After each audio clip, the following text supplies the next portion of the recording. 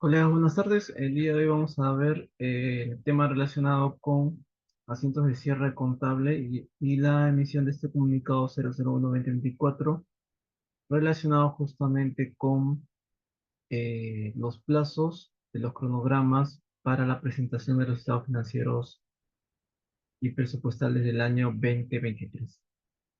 Ya, entonces vamos a empezar hablando acerca de este comunicado 001-2024 que al parecer salió el día 19 de enero del 2024, el día de ayer, ¿no? En la cual nos hacen mención a toda la base legal relacionada justamente con la emisión de comunicados, ¿no? Que básicamente es el decreto legislativo 1438 del Sistema Nacional de Contabilidad, ¿no?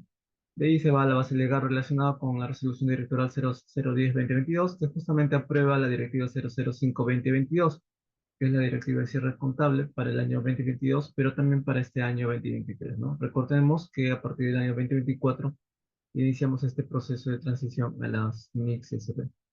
Sin embargo, como aún seguimos en este proceso de presentación de los estados financieros del año 2023, recordemos que el plazo no puede exceder al 15 de marzo de este año 2024. ¿No? Tenemos hasta el 15 de marzo de 2024 para presentar de manera definitiva los estados financieros y presupuestarios. Sin embargo, con la finalidad de que exista un orden en cuanto a la presentación de las 2.836 unidades ejecutoras que tenemos a nivel nacional, se ve por conveniente que se emita un comunicado con un cronograma, que justamente está acá, el link, hay un cronograma en Excel, en la cual me he descargado, lo he descargado y justamente lo tenemos acá en pantalla, ¿no?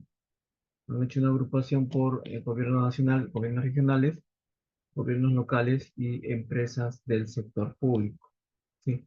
Entonces, ya tenemos, desde el día de ayer, ya tenemos este cronograma de presentación de la información financiera y presupuestal del ejercicio 2023. ¿Sí? Me he tomado la libertad de hacer unos filtros en cuanto a las fechas y vemos que acá, por ejemplo, en el gobierno nacional, en cuanto al gobierno nacional, ya desde el 14 de febrero de este año 2024, ya se pueden ir presentando los estados financieros, ¿no? Como fecha última, es como fecha última, no quiere decir que es la fecha de inicio en la cual recién vas a presentar esta información a tus sectoristas.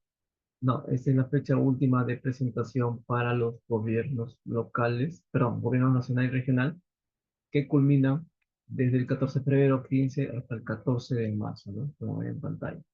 ¿Ya? Igualmente, para lo que son gobiernos locales, ya desde el 19 de febrero comienzan las fechas últimas para ir presentando sus estados financieros.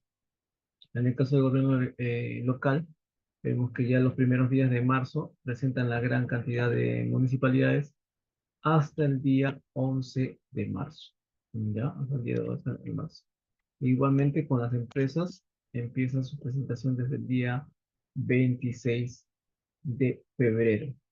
Pero como vemos, en resumen, como vemos, las entidades públicas van a presentar su información ya desde este 14 de febrero, el 14 de febrero, Día de los Enamorados. Ese sería el primer día de presentación máxima para que vayan a ir presentando de manera progresiva todas las entidades del sector público. Ya, entonces, tomando en consideración esta fecha, ya las reglas de juego van cambiando poco a poco, ¿no? La clase anterior habíamos visto un poco acerca del cronograma de presentación. Recordemos que en febrero, ¿qué tenemos? ¿No? Lo voy a poner acá. En febrero 2024, ¿qué es lo que tenemos? ¿Qué es lo que tenemos por presentar? Febrero 2024. No, no que todo haciendo un pequeño resumen, ¿no? Tenemos lo que son cuentas de enlace. Sí. Ya salió un comunicado respecto a las cuentas de enlace, en la cual ustedes tienen todo el mes de febrero, todo febrero, para poder presentar sus cuentas de enlace, de acuerdo al cronograma establecido por la DGCP, por la DGTP, ¿no? Entonces tenemos las cuentas de enlace como primer punto. Segundo, Segundo, tenemos la conciliación de operaciones recíprocas, conciliación de operaciones recíprocas, los que vencen el 20 de febrero, 20 de febrero del 2024. Vencerán el 20 de febrero, pero eso no va a aplicar evidentemente para aquellas entidades que presentan 14, 15, 16, 19 y 20 de febrero, ¿no? Entonces, ya hay que ir corriendo con el tema de la conciliación de operaciones recíprocas. Y asimismo también la conciliación del marco y ejecución presupuestal. En cuanto al marco de ejecución presupuestal, ustedes saben que tienen hasta 15 días antes, hasta 15 días antes de la presentación de estados financieros para poder hacer su conciliación de marco versus ejecución.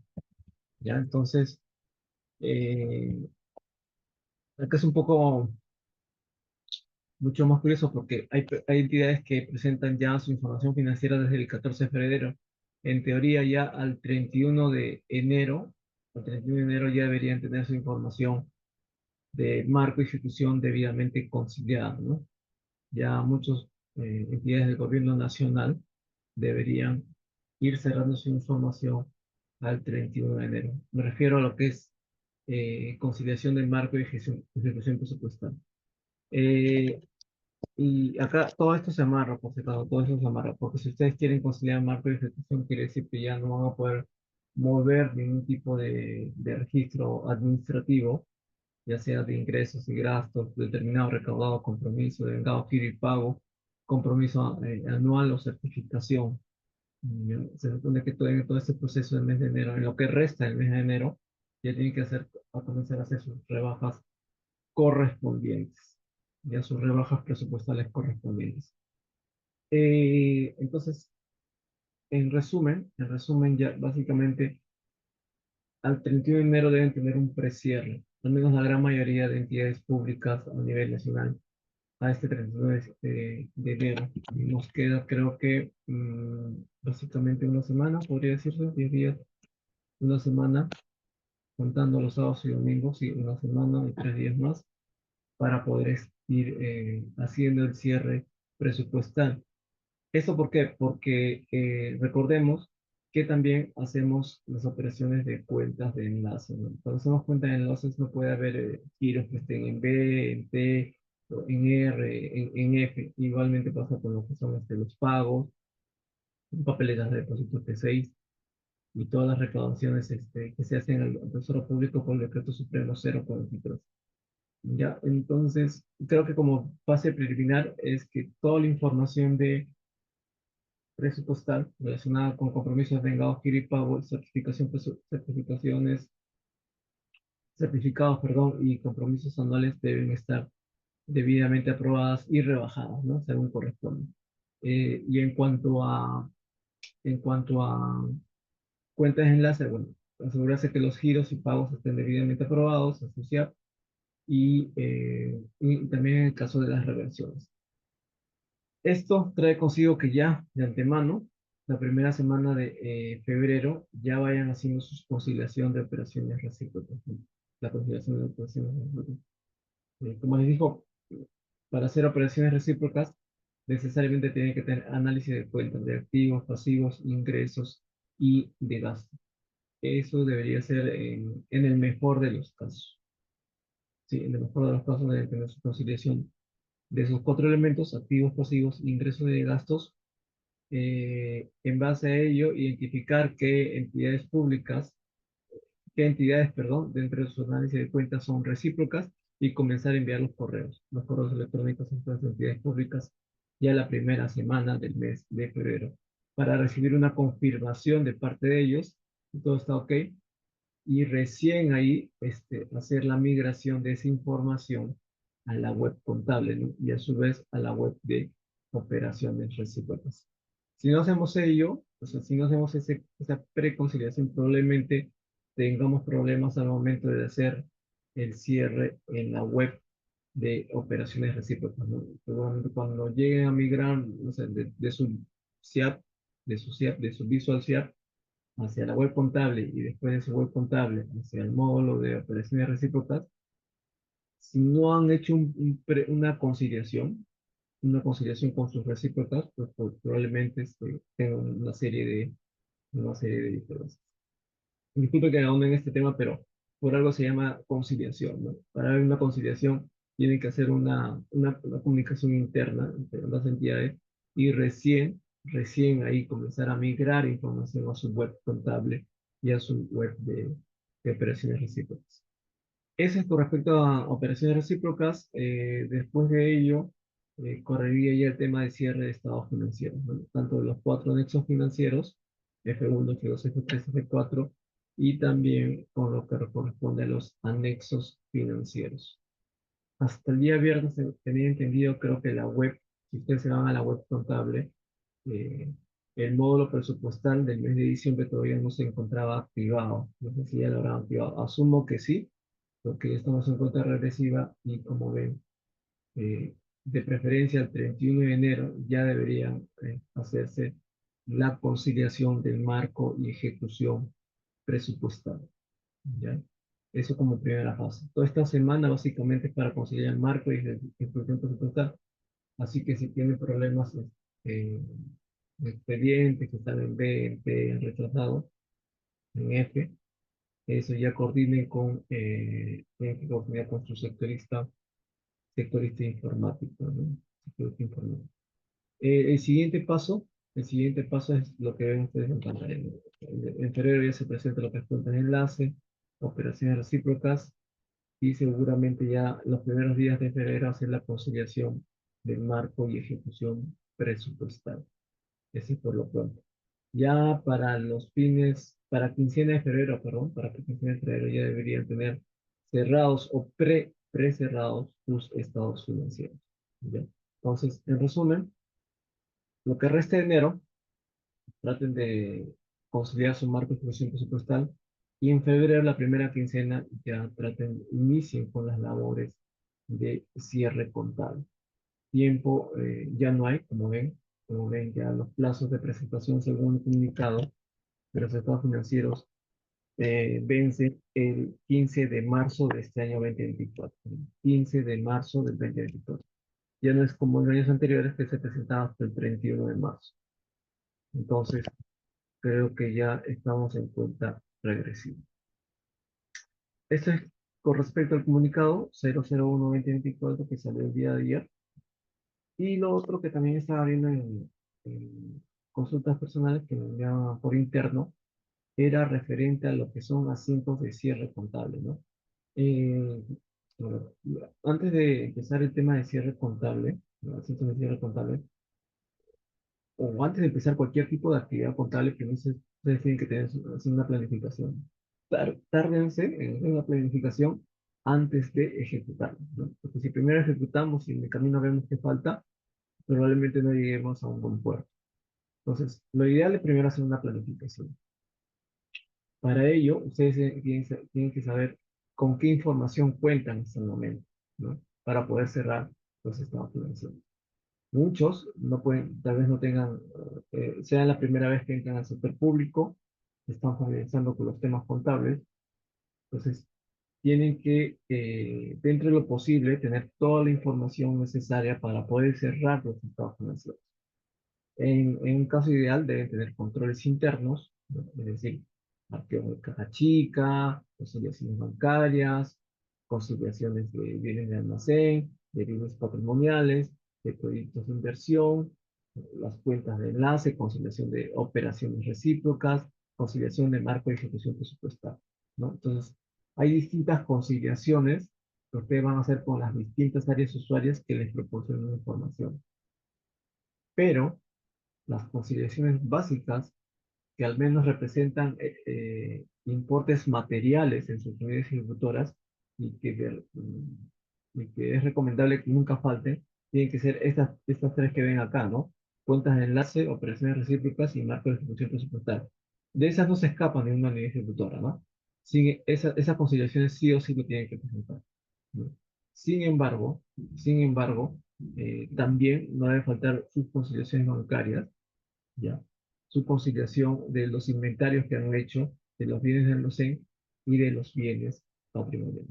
Entonces, algo que nunca debe faltar es su conciliaciones bancarias. Conciliaciones bancarias, ¿ya? Sus conciliaciones bancarias, también sus conciliaciones de bienes del almacén y finalmente su consideración de bienes patrimoniales.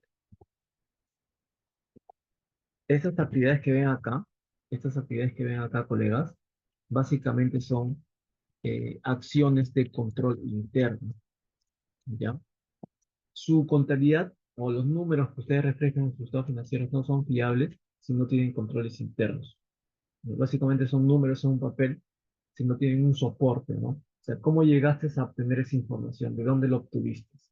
Entonces, las conciliaciones de todo tipo, ya sea con patrimonio, con almacén, con tesorería, con presupuesto, con procuraduría, con recursos humanos, sirven de sustento, de soporte para ver de dónde obtuviste las cifras que finalmente estás informando a través de tus estados financieros a la DGCP.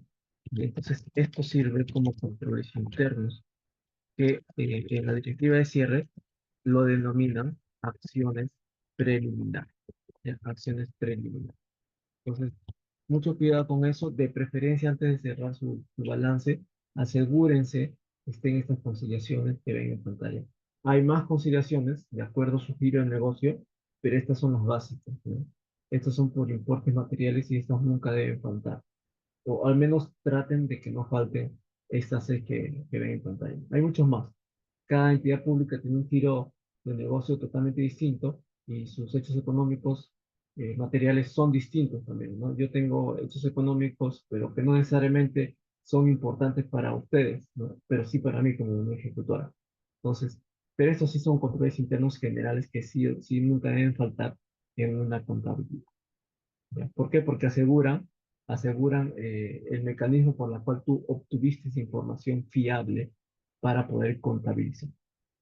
¿Ya? Entonces, este es por lo pronto, estos son los controles internos que deben tener en consideración.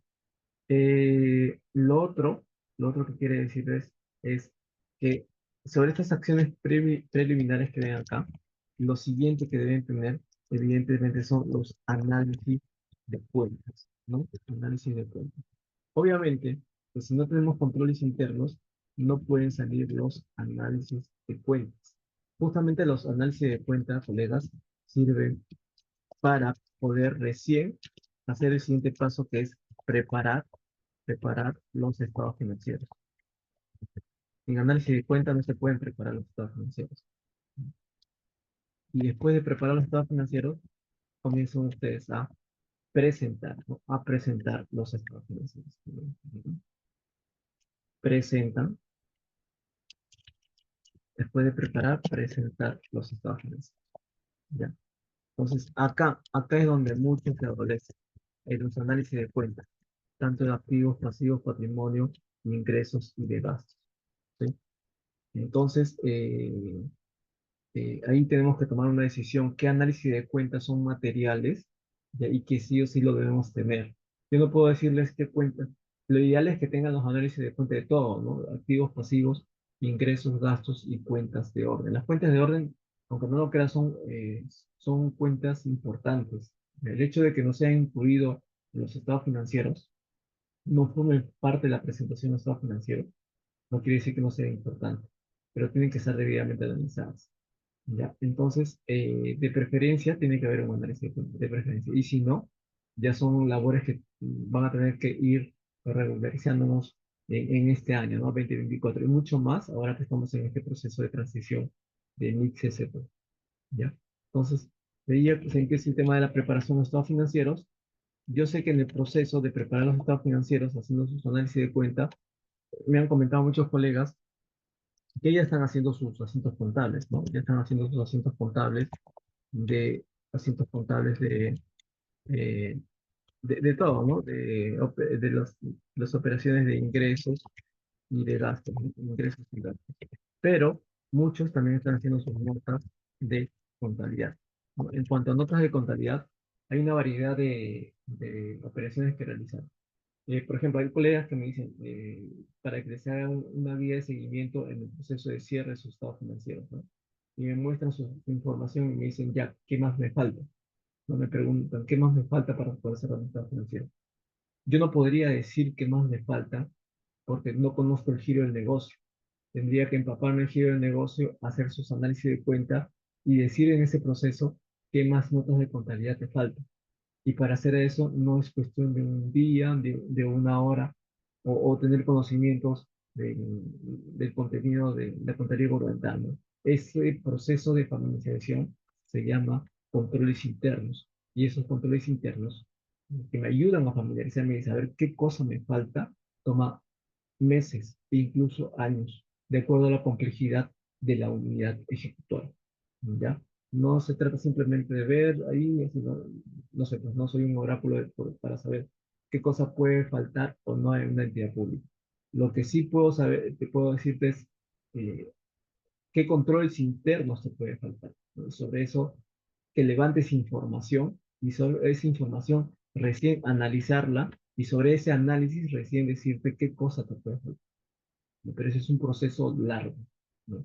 Es como que el día de hoy a mí me contrataran para ser entrenador de la selección peruana y me digan ya qué cosa le falta a la selección para ir al mundial. Tendría que primero probar a los jugadores, ver cómo juegan, en qué posición juegan, todo un ciclo, ¿no? Todo un ciclo de estudio y preparación que es a largo plazo para saber tener el equipo ideal y poder ir al mundial, ¿no? O sea, todo proceso contable igual toma tiempo, ¿no? No se hace de la noche a la mañana. Si no has tenido controles internos desde el momento, probablemente no tengas análisis de cuenta. Y si no tengas análisis de cuenta, probablemente tus estados financieros solamente sean un cúmulo de números que finalmente tienes que presentarlos a la DGCP.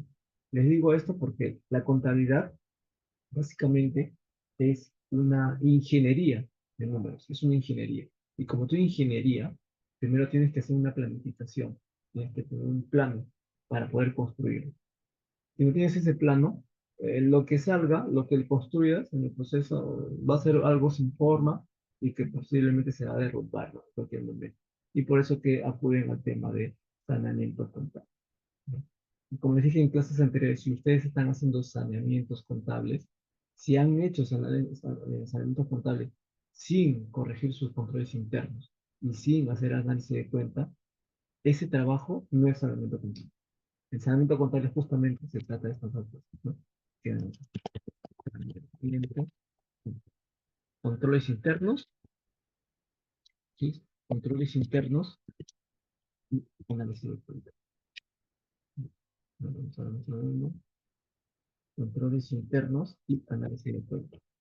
Ahí radica el trabajo del saneamiento contable, ¿sí? Pueden estar acompañados de un comité, ¿no? De las áreas usuarias, pueden haber hecho resoluciones administrativas indicando que esta cuenta se cancele con la cuenta 34, ¿no? De saneamiento contable. Pero si no han corregido el control interno y si no han hecho análisis de cuenta de por medio, eso solamente es un papel, ¿no? Que han utilizado para hacer un asunto contable de ajuste. Y eso no es saneamiento contable. Les voy adelantando, porque finalmente el saneamiento contable también va a ser materia de revisión por parte de la auditoría, ¿no? Para ver qué grado de fiabilidad tiene el registro contable. Ya, entonces, lo primero que tienen que hacer ahorita, lo que resta de estas 2 semanas que se vienen, que son bastante fuertes, son los asuntos contables, ingresos de gasto, determinado recaudado, compromiso de enganche y pago, y sus notas de contabilidad. ¿No? Sus notas de contabilidad. Entonces, su nota de contabilidad, lo básico, ¿no? Sus estimaciones contables, básicamente de depreciación, amortización, deterioro no creo, porque el deterioro es un proceso bastante largo, no lo vamos a hacer en 2 semanas. Lo que sí, aprovechando este tema, si tienen horas pendientes por compensar, producto del COVID, ¿se acuerdan? Horas pendientes por compensar, yo solo estaba hablando de este tema con unos colegas, Recordemos que hay un comunicado de parte de Servir en la cual dice que las horas por compensar a partir del 2 de diciembre del 2023 se comienzan a condonar. ¿Ya? Entonces, ahí tienen que ver dos cosas, ¿no? Hay dos cosas en esas horas por compensar. Hay horas por compensar de trabajadores activos y horas por compensar de ex trabajadores. ¿Ya? Trabajadores activos y ex trabajadores. Las horas por compensar de ex trabajadores evidentemente nunca se van a recuperar, al menos no por comunidad ejecutora, salvo que esos ex trabajadores hayan vuelto a laborar a tu entidad, ¿no? Y ahí vas recuperando sus horas, pero hasta el 1 de diciembre del año 2023. Si esos ex trabajadores nunca más volvieron, entonces ese dinero, esas horas por compensar se perdieron. Si se han perdido, lo ideal es que esas cuentas por cobrar, perdón, esas cuentas, claro, por cobrar por horas por compensar, deben estar sujetas a un deterioro, una estimación por deterioro, al 100%, ya, al 100%, ¿no? Tomando en consideración que esos trabajadores ya renunciaron hace un año, año y medio, ¿no? Miren, ya el COVID-19 ya pasó hace cuánto, hace dos, 3 años aproximadamente.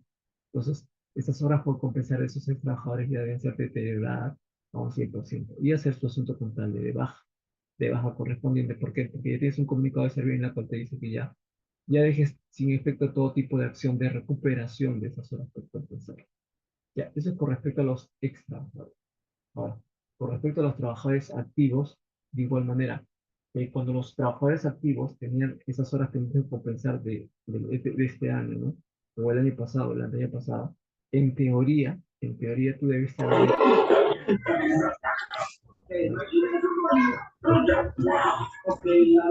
¿no? ¿No? Otro audio no se quedó, un segundo. Por favor, si pueden apagar sus audios. Ya está. Entonces, les comentaba lo siguiente, ¿no? Ya tenemos horas por compensar de ex trabajadores, pero en el caso de trabajadores activos que tienen horas pendientes por compensar de los anteriores, en teoría se debe haber hecho un seguimiento de estas personas para que vayan compensando, ¿no? Ya sea con horas extras o ya sea con o tal vez con vacaciones, ¿no? De corresponder. Pero, ¿qué sucede? ¿Pero qué sucede? Si hipotéticamente ustedes hubieran visto indicios de que estas personas no compensaban mes a mes, año tras año, en teoría se debería hacer un asiento contable por deterioro, porque no está habiendo una iniciativa por parte del trabajador activo de querer compensar. Esa es una posible alternativa, ¿no?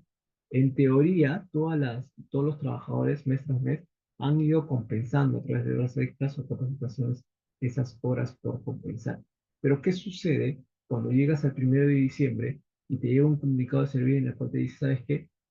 Si tienen pendiente por compensar ya para la mano, condonas esas deudas porque ya deja de pedirles que compensen sus horas. ¿Qué haríamos con esas cuentas por cobrar de los trabajadores? ¿Qué haríamos con esas cuentas por cobrar? Entonces, ahí entró un poco la duda, porque muchos querían hacer un asiento contable por deterioro de las cuentas por cobrar de los trabajadores activos, ¿no? Y en teoría, y justo estaba hablando esto con otros colegas, no debería haber un deterioro de las cuentas por cobrar, de las horas por compensar de los trabajadores activos. ¿Y por qué? Porque se supone que hay un comunicado de parte de Servir que dice que eh, ya culmines con las acciones de recuperación de esas horas, ¿no? Y si hay un ente rector que dice, ¿sabes? Que ya deja de cobrarle, ¿qué quiere decir? Que esas personas ya no tienen por qué compensar sus horas. Y si ya no tienen por qué compensar sus horas, básicamente ya no le deben nada a la entidad. Servir mismo les da esa alternativa, pues, ¿no? Condona de sus horas. Entonces quiere decir que el trabajador ya no le debe nada a la entidad. Y si no le debe nada a la entidad, ¿por qué tendrías que ser un deterioro de una cuenta por cobrar de algo que ya no es cuenta por cobrar? ¿Entiendes? Normalmente el deterioro de algo que se tiene por cobrar es porque se tiene por cobrar a esa persona, ¿no? Y que pasado el tiempo, la persona muestra indicios de no querer pagar y por eso es tu asiento contable de deterioro, ¿no? De cobranza dolosa. Pero en este caso en particular, colega, Servir te dice culmina con tus acciones de compensación de horas.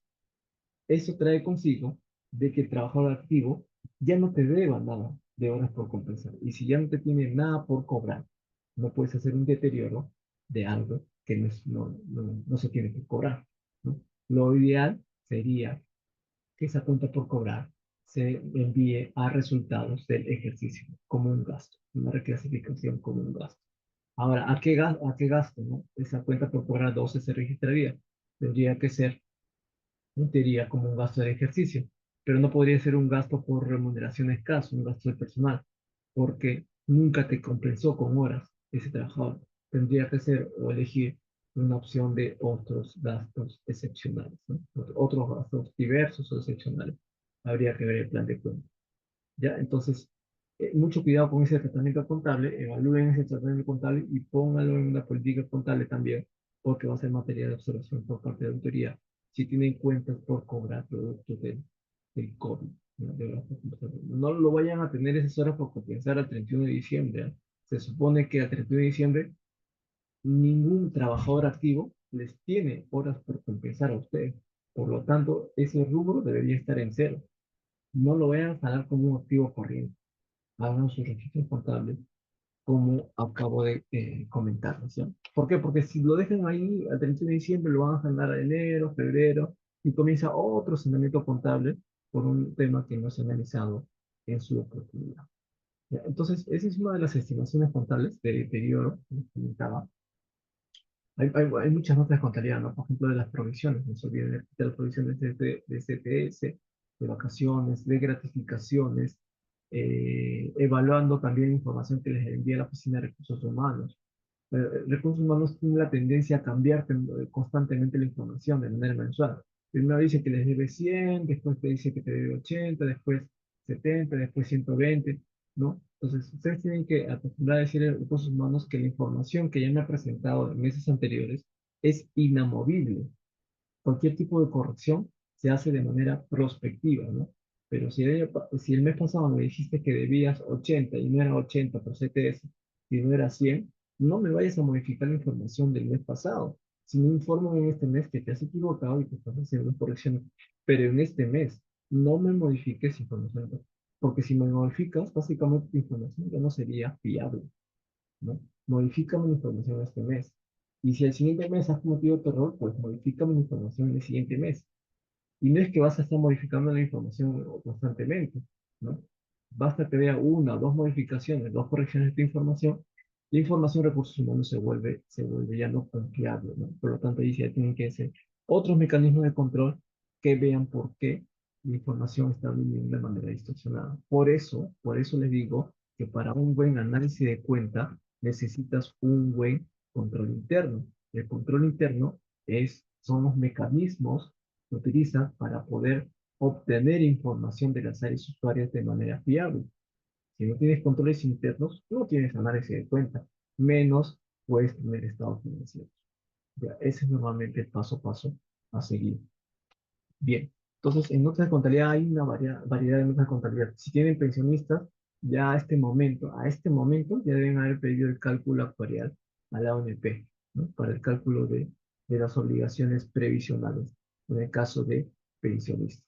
¿Sí? En este momento sí o sí ya deben estar, si no, gestionen cuanto antes, esa información es rápida, simplemente recursos humanos tienen que cargar toda la información de los pensionistas, enviándolo a la ONP y en cuestión de 24 o 48 horas te mandan la información actualizada de cuánto se le debe a los pensionistas y hacen su ajuste, ¿no? Su ajuste por mayor o menor deuda de cálculo actuarial, ¿no?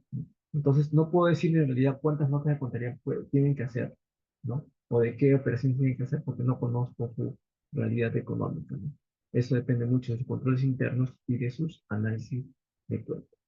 Bien, para finalizar, colegas, para finalizar, en cuanto a los asientos de cierre, en cuanto a los asientos de cierre, veamos, hay tres asientos de cierre básicos que ustedes tienen que realizar, ¿no? Cuando se van al módulo contable, a sus notas de contabilidad, ustedes van a hacer tres asientos contables de cierre de activo, pasivo, patrimonio, otro asiento contable de ingresos y de gastos, y otro asiento contable de, eh, de la utilidad o pérdida que a su vez se convierte en resultados acumulados del ejercicio, ¿no? Entonces, a ver, vamos a ver, los asientos contables de cierre son tres, ¿no? Básicamente son tres. y son estos, ¿no? Por el traslado de ingresos y de gastos, primero agarran el F2, ingresos y de gastos, háganlo solo con un solo asunto contable, ¿ah? Cogen los ingresos y los gastos y lo ponen con su saldo contrario, ¿no? Porque están cerrando ingresos y gastos. Recuerden que los ingresos y los gastos finalmente trae como resultado una utilidad o pérdida del ejercicio. Acá están mis ingresos al debe y mis gastos al haber, ¿no? Entonces, como resultado de eso, obtengo una pérdida o una ganancia. Esa pérdida o esa ganancia tengo que enviarlo a resultados acumulados, ¿no? En este caso, para resultados acumulados, lo pongo yo. Yo creo que he tenido un déficit, ahí está, lo pongo a la cuenta 61 déficit. Si fuera superávit, también en la cuenta 61 superávit, pero ese resultado que obtenga en la clase 6 lo traslado a resultados del ejercicio, ¿no? Lo traslado a resultados del ejercicio. Por eso es que elimino la clase 4 y la clase 5 de listo, ¿no? Mi déficit obtenido, en este caso, lo envío a mi déficit acumulado, ¿no? A la cuenta 34. Recuerden que la cuenta de 34 es nuestra cuenta patrimonial que va capturando todos esos déficits o superávits acumulados. ¿Ya? Entonces, si previamente a esto, colegas, si previamente a esto ustedes ven que tienen un superávit, si hipotéticamente ustedes tuvieran un superávit, ese superávit primero tiene que compensar las pérdidas acumuladas que hayan tenido en años anteriores, ¿ya? Y si no tuvieran pérdidas, solamente tienen superávit, pues estas tienen que ser capitalizadas a la Hacienda Nacional. Porque los superávits lo que hacen es aumentar tu patrimonio, tu Hacienda Nacional, y por lo tanto tienes que hacer una capitalización, ¿no? De la cuenta 34 a la cuenta 31, ¿no? Hacienda Nacional, ¿ya? Y después ya hacen el proceso contable de cierre del patrimonio. Ahí básicamente los activos del debe van al haber y los pasivos del haber van al debe. Y también la cuenta de patrimonio. La cuenta patrimonial, si tiene saldo acreedor, pues va como saldo deudor. Listo, ¿ven? Los activos, perdón, los pasivos van al debe, ¿no? La clase 2 el patrimonio igual, la clase 3 va al debe, y los activos, todos los que son activos van al haber. Todos los activos van al haber. ¿No? Y cierras tus cuentas de balance, patrimonio, pasivo y activo. Después cierran sus cuentas de orden, todas sus cuentas de orden, de clase 9, ¿ya? Y finalmente, a ver, esta clase 9, tu saldo deudor de la clase 9, pues, el primer acreedor y lo que es acreedor como saldo deudor, ¿no? Toda la clase 9, pues, la clase 9. Deudor al acreedor y acreedor al deudor. Y finalmente las cuentas presupuestales de la clase 8, la clase 8. En teoría, la clase 8 hay una cuenta contable presupuesto de gastos, me parece, asignaciones comprometidas, ¿no? La cuenta 83, esa debería estar en cero, pero siempre y cuando ustedes hagan las rebajas de todos sus compromisos mensuales, sus compromisos anuales, perdón, y sus rebajas también de la parte de la certificación, ¿no? La idea es que esa cuenta 83, asignaciones comprometidas, también debería estar en cero. ¿Ya? Entonces, ese es básicamente los asientos contables que tienen que hacer, ¿no? Rebajan, cierran sus ingresos y sus gastos, trasladan al resultado del ejercicio, el déficit o superávit que obtuvieran, sus cierres de activos, pasivos y patrimonios, cierres de cuentas de orden y sus cierres de cuentas presupuestales. No sin antes, no sin antes, tienen que, no sin antes tienen que, recuerden, tienen que, si tienen un superávit, lo tienen que capitalizar, ¿no? O compensarlo con sus pérdidas acumuladas, ¿ya? Entonces, eso sería básicamente todo lo que se viene por el momento. El tema de cierre contable es un tema de decisión, colega. Es un tema de decisión. Si no hemos tenido controles todo el año o no se dio cuenta todo el año y de manera mensualizada, eso no se va a resolver en cuestión de días. No, no lo van a hacer en cuestión de días. Entonces, tienen que tomar decisiones de qué cuentas van a analizar, de qué cuentas tienen que tener sus controles internos y sobre eso hacer el cierre contable definitivo, porque los tiempos se van acortando y casualmente cuando todo esto comienza a ser presentado en el mes de febrero, todo esto empieza el 14 de febrero, ya los sectoristas están ocupados, ¿no? En distintas unidades ejecutoras. Entonces, no es que a la primera llamada te va a atender y va a comenzar a atender, ¿no? La carga laboral va a ser bastante pesada y de preferencia, por eso es mejor que cierren sus estados financieros con anticipación. Yo mis estados financieros normalmente los presento con una semana o 10 días de anticipación. Normalmente presentaban los días 1, 2 o 3 de marzo. Bueno, cuando la presentación era el 31 de marzo, pero ahora me han bajado al mes de febrero. Entonces, más o menos ya en quincena de febrero debería tenerlo cerrado, cerrado definitivamente. Y solamente en lo que resta de día, preocuparme porque el titular de mi entidad suscribe los estados financieros, al igual que ustedes, ¿no?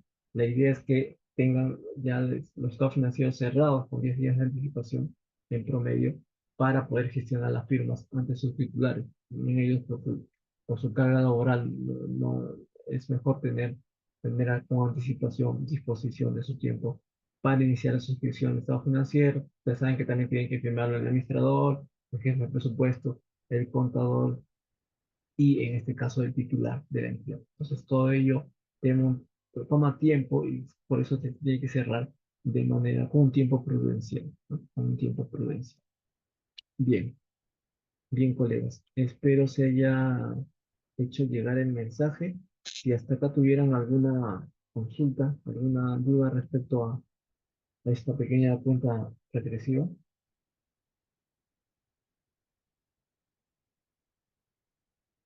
a ver, cualquier duda, si gustan pueden escribir por el chat. Sí, justamente es preferible siempre hacer las conciliaciones con 10 días de anticipación porque de verdad estar en esta lista de espera, la alta carga laboral resulta un poco engorroso, ¿no? Por ejemplo, acá, miren, si se dan cuenta, los gobiernos locales, solamente los gobiernos locales, el 1 de marzo se van a atender a 222 unidades ejecutoras del gobierno local, igual el 4 de marzo, 222 unidades ejecutoras a nivel nacional. La carga laboral va a ser tremenda. Y este es el último día de presentación. Entonces la idea es que ya una semana antes, el 20, 23 de febrero, ya tengan la información lista, solamente para que sea validada por el sectorista y ustedes comiencen a gestionar las firmas ante el titular de su entidad. ¿Ya? Entonces, eso sería más que todo en resumen, colegas. Bueno, si no tienen ninguna consulta, les agradezco la participación el día de hoy. Ya cualquier comunicado posterior les estaré haciendo llegar por los canales de WhatsApp. ¿Ya? Bien, colegas, que todos tengan buenas noches y nos vemos la próxima semana.